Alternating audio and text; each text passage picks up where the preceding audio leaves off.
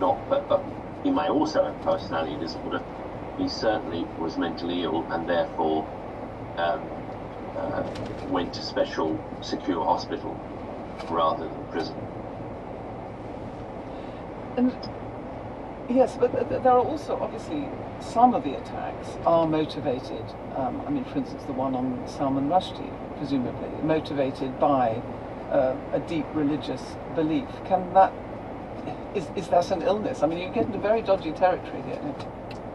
Well, it's not, as I say, it's not necessarily a mental illness. It can be because someone has personality disorder. But and the trouble is that if you spend a lot of your time alone on the internet and you go onto certain sites that are encouraging you or in line with your thought processes. So currently we have a situation where there's conflict between the West, represented by Judeo-Christian beliefs, and the Muslim faith in Middle East and Asia. And that conflict is all over the internet, and if people sit there by themselves taking in that information, they can begin to act upon that information and see Christian people as threat. Professor Kevin Brown, thank you so much. And you can hear Salman Rushdie's book, Knife, here on BBC Radio 4 on Book of the Week from tomorrow. That's it for this week's Sunday. I'm Emily Buchanan. Next week, William Crawley will be here. Sunday was produced by Amanda Hancox and Rosie Dawson. The studio managers were Simon Highfield and Kelly Young. Now the wildlife presenter, Megan McCubbin, makes the Radio 4 appeal on behalf of Beaver Trust.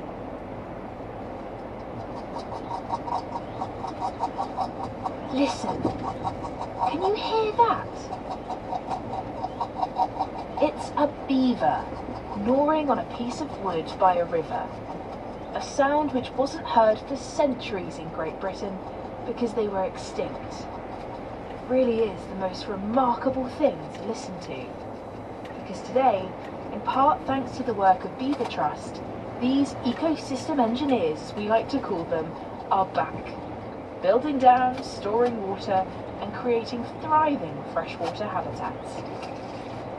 As a naturalist, I've had some unforgettable encounters with wildlife, but a highlight for me was watching a family of 6 beavers being released back into the wild in the Keng. It was a dream come true. These animals had been moved by Beaver Trust from a nearby well-established beaver population to a new area in Scotland. I remember seeing the crate door opening and the whole family were off, exploring, gnawing wood, grooming each other, as though they'd returned home. In Britain, native beavers were hunted to extinction throughout the 17th century, but in the last 20 years they've been reintroduced from Europe and returned to Scotland, England and parts of Wales. The iconic dams they build slow the flow of water, which helps with flood management. Water is prevented from rushing downstream and, better still, soaks into the surrounding landscape, reducing the risk of drought later on. Water quality is improved, enabling nutrient-rich spaces in which biodiversity like plants, amphibians, invertebrates, birds, fish, and even fungi and lichen can thrive. I'm really worried about the state of the natural world, and to me, restoring our beaver population is a simple step we can take to help mitigate the impacts of climate change. By donating today, you will support the safe movement of healthy beavers to new homes across Britain. And to increase the impact of your donation, 2 generous supporters will match every £1 you give to Beaver Trust, up to £10,000. Just search online for BBC Radio 4 Appeal, or call 0800 404 8144, or you can write a cheque to Beaver Trust and send it to Free Post BBC Radio 4 Appeal. That's the whole address. And importantly, please mark the back of your envelope Beaver Trust. Thank you. Megan McCubbin, the calls are free from landlines and mobiles. You can find all the details for giving online if you search for BBC Radio Forward Appeal. Remember, if you are a UK taxpayer, and if you want Beaver Trust to collect the gift aid on your donation, please include an email or postal address so they can send you a gift aid declaration. And Megan will be back here on Radio 4 later this morning, just before 9, with Tweet of the Day. Let's get a weather update. Here's Matt Taylor. Thank you very much, Neil. Good morning. Well, many of you will have another dry day today. Not a bad weekend for the most part, if you're out the breeze, that is, and got a bit of sunshine. But we do have some more wet weather developing at the moment. Let's start in Scotland. Much cloudy day for many today. We'll see some sunshine break through in western areas later, but the cloud thick enough for outbreaks of rain or drizzle in central and eastern parts, and turning wetter in the far south as well as we go through the day. Northwest England also seeing that cloud much more abundant than it was yesterday, and it's thick enough to produce some light rain or drizzle here and there, also affecting the Isle of Man. Northeast England, we could see the cloud thicken up later across Northumberland to produce some light rain or drizzle, but many actually will stay dry in the northeast of England. Lots of cloud around, but some sunny breaks from parts of North Yorkshire, East Yorkshire down towards South Yorkshire during the rest of today. As for the rest of central southern England and Wales, as well as East Anglia and the southeast, emphasis is on the dry weather. There may just be thick enough cloud in the northwest Midlands to produce some light rain, but most places will be fine. And even the showers that we see in East Anglia and the southeast, few and far between. So there will be a change in temperatures across these regions because of where you are. Further west you are, you'll see lighter winds, and where the sunshine comes out, feeling warm. Further east towards East Anglia and southeast, still a keen breeze, and that will make it feel rather cool. And in fact, those temperature contrasts being played out across the UK today. North Sea coastal areas only around 7 to 10 Celsius through this afternoon, whereas western coast anywhere between around 12 and 15 degrees for many. But in Northern Ireland, this is where we see the best of the day's weather. Light winds, lots of sunshine, a bit of cloud later, but highs of 18 in the west. Yeah. Matt, thank you so much. Ladies and gentlemen, the man that you've been waiting for all morning isn't here. Good morning, Paddy. Neil, hello, what a lovely welcome. Good morning. Neil and Vicky together, the Gilbert and Sullivan Radio 4. And hello, good morning to you. Well, the big news, the House of Representatives has finally approved billions of dollars for Ukraine. We'll report from Kyiv and Washington. Here we go hunting for second homes in Northern Ireland. Locals on the Causeway coast, that runs between the Giant's Causeway and Londonderry, may know that very well, but they say they're being priced out by holiday lets. We report from there. We play ping-pong politics in Parliament. Life of Lord Byron. Our headliners are arriving even now. Three of the best: Angela Rippon, Val McDermott, and Dr. Anne-Marie Mbaffady.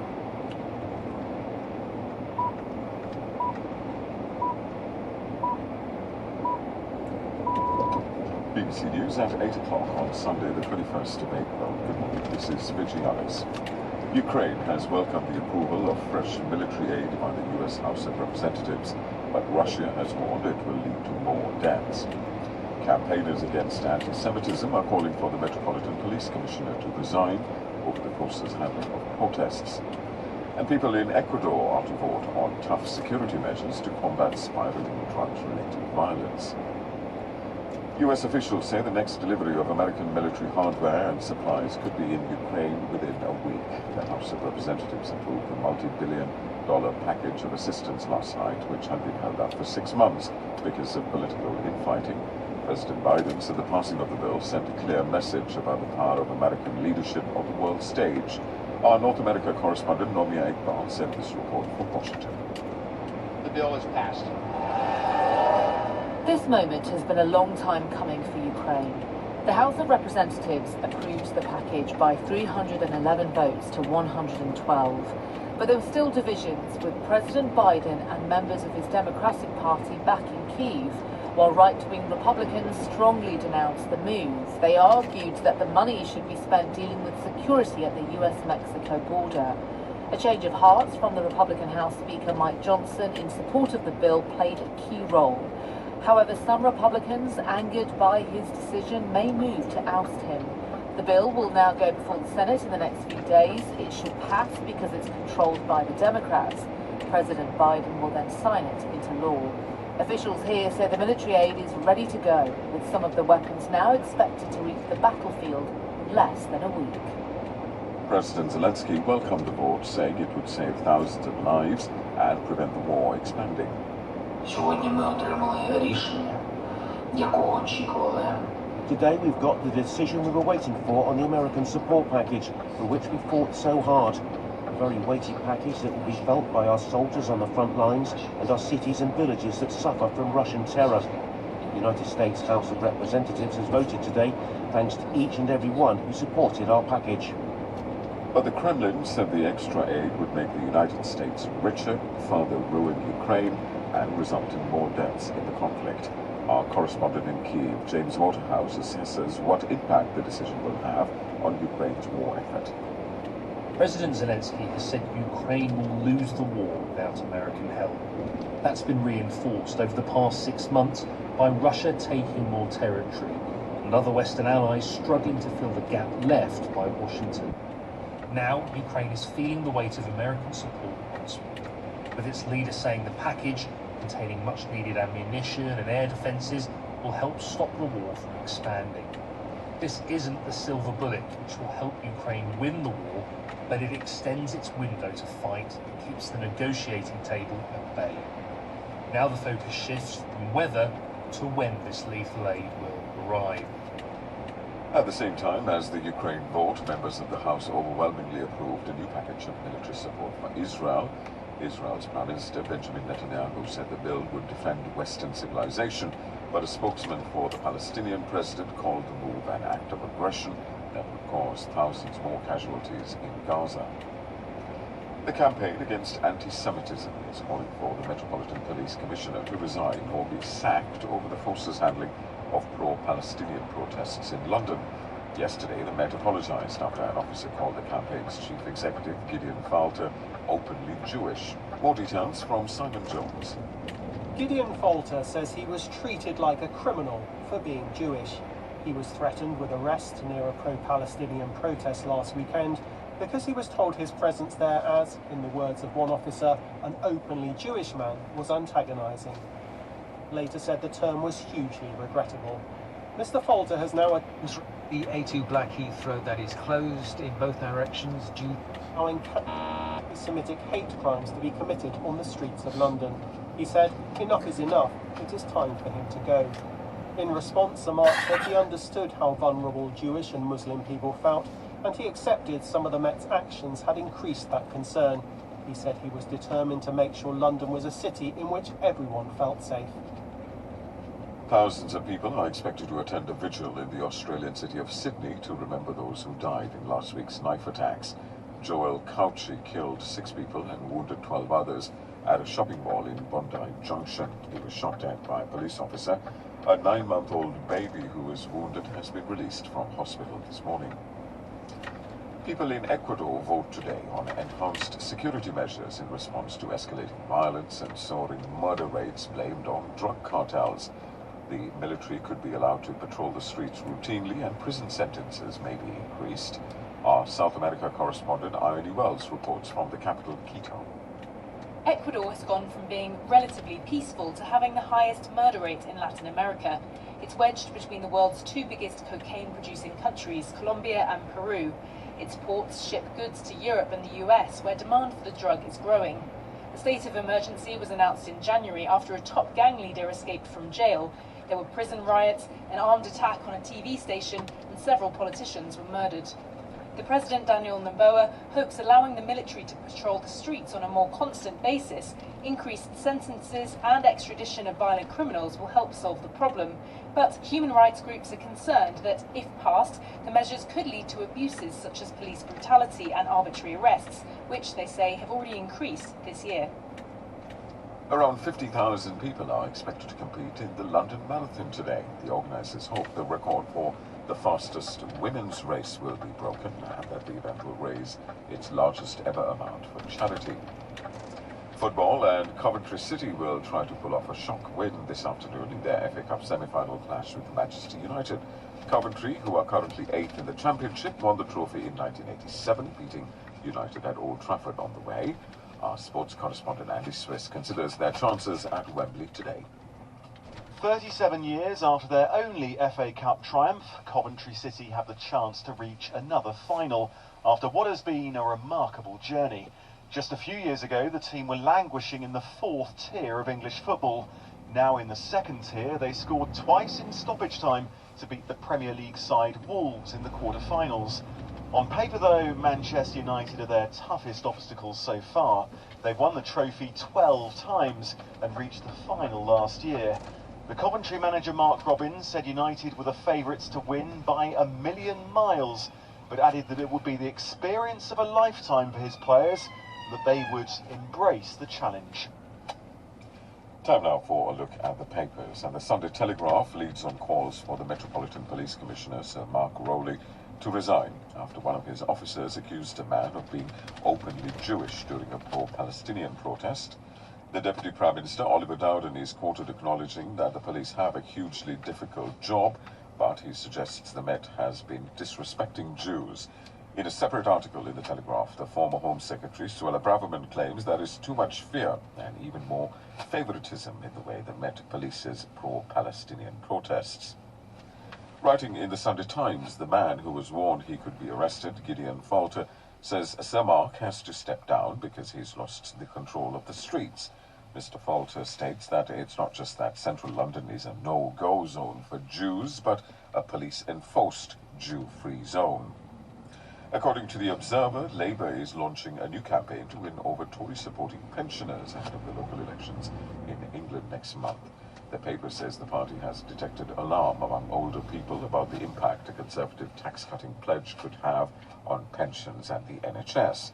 Senior Labour figures are said to believe the Chancellor, Jeremy Hunt, made a huge blunder when he said his party wanted to abolish national insurance contributions. Labour's leader, Sir Keir Starmer, has written an article in the Telegraph saying that he is proud to be English and that his party will celebrate St George's Day on Tuesday with enthusiasm. The paper suggests the article is a bold attempt to outmaneuver the Conservatives on the issue of national identity. It's also described as a slapdown to those in his own party who have criticised Labour's use of patriotic symbols in its campaigning. Writing in the Sunday Express, the Work and Pensions Secretary Mel Stride and the Health Secretary Victoria Atkins defended the government's plan to tackle what they call the sick note culture. They say it's unacceptable that huge numbers of people are being signed off work and not given the opportunity to discuss how they could carry on in their jobs. Separately, the Express says the Home Office is preparing a list of 200 asylum seekers who will be on the first deportation flight to Rwanda. The paper says more than 24,000 people have been told they are being considered for removal. Both the Sunday People and Sunday Mirror say climate change activists from the group Just Stop Oil are plotting to cause misery for holidaymakers this summer. According to the reports, they are preparing to storm airports across the UK and Europe, glue themselves to runways, and clamber onto jets. The Mirror says an undercover reporter heard about the plans at a meeting of hardcore activists.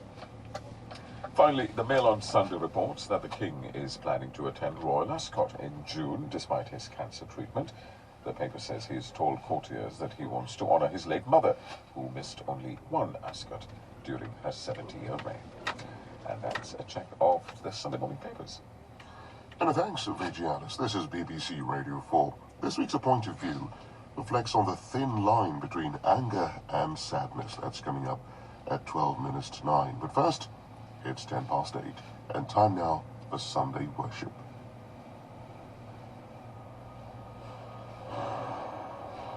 Good morning and welcome to Wandsworth Prison in southwest London. My name is Wendy Stevens and I am the full-time Anglican chaplain within the prison chaplaincy team. This is a Category B local remand prison built in the 1870s. We now house around 1,500 men from this part of London and further afield. Most arrive at HMP Wandsworth from local police stations and courts. Our service this morning is led by myself and Reverend Tim Clapton, our part-time Anglican chaplain, and Pastor Janet Allman, our Free Church chaplain.